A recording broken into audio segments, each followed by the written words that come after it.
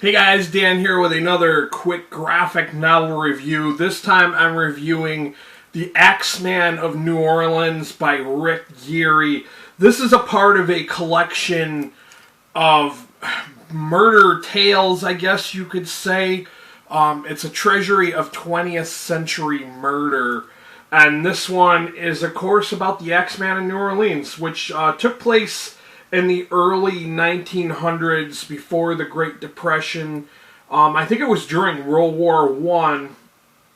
There was this unknown assailant who was going around New Orleans, and it was like in the middle of the night.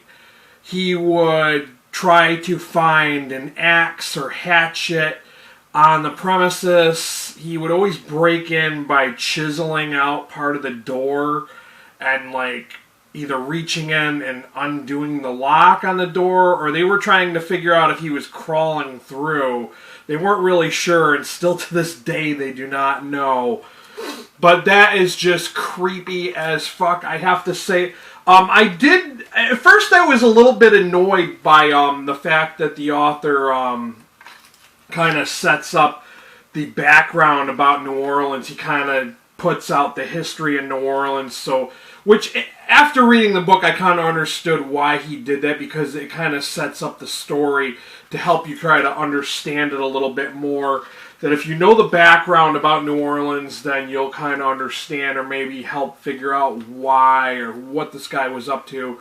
Because there were a number of similarities in the victims. There were a lot of Italian immigrants, and there were a lot of them were grocers and people who lived in their, the backs of their grocery stores. So there were a lot of commonalities with the victims. I always mention I'm not a big fan of black and white, but it is what it is. And the pages are kind of thick, so this is a relatively quick read. There's not a lot to it.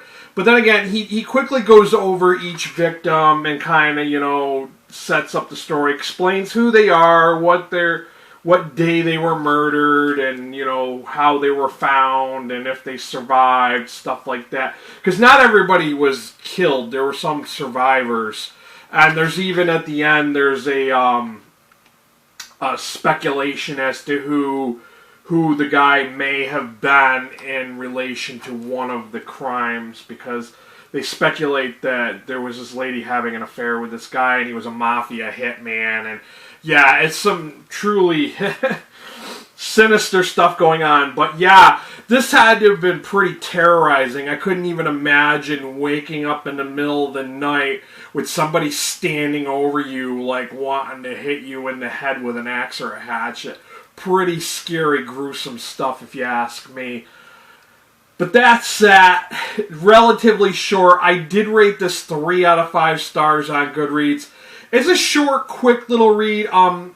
Being someone who follows true crime, I was already familiar with the story. I was already kind of familiar with the speculation on who might have done it too. Because like I said, I listen to a lot of true crime podcasts, and I've heard this story so many times by so many different people. It is worth picking up if you are into true crime and you want to learn a little more about New Orleans. I didn't know a lot of the stuff about the history of New Orleans, which I thought was kind of interesting.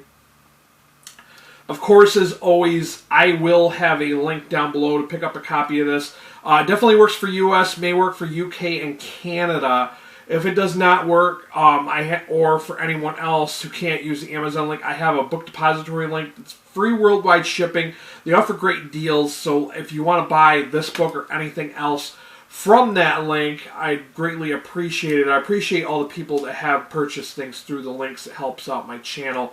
I just don't get AdSense. I have the views, I just don't have the subs. I'm currently at 506 subscribers. I need 1,000 to re-qualify for AdSense. One thing I wanted to mention before we close out this video is that this guy does have other books in the series. I may or may not read and review them. I'm even thinking about, in the future, segmenting my review videos based on genre instead of just making them, by publisher according to comics, or by just whether it's a book versus a comic. So I'm thinking about restructuring and making more playlists that would be easier to find for people that are looking for certain genres. And I'm thinking about doing a true crime genre playlist because I have reviewed a number of true crime books and nobody's ever commented and been like, oh yeah, I wanted to read this. So I don't know how many of you guys who are subscribed to me are into true crime and who is and is not. But it is one of the things I'm into, and I would love to get some subscribers who are into true crime so we can talk about this stuff. I really just want to talk about books with y'all. But that's all I got for you guys. If you came here looking for true crime, if you came here looking for book reviews, comic book novel, graphic novel reviews, or regular book reviews, go ahead and hit that subscriber link. While you're there, hit that notification bell. Now that the school year has started, summer is over, I'm going to be a little more sporadic with my uploads. I can't guarantee how many videos I'm going to upload a week. Like last week I only uploaded one video, and I think this week I'm probably going to do 4 or 5 videos. So yeah, I never know from week to week what I'm going to upload and how many. But if you follow me using that notification bell, you'll know when I've uploaded something. That way you won't miss them.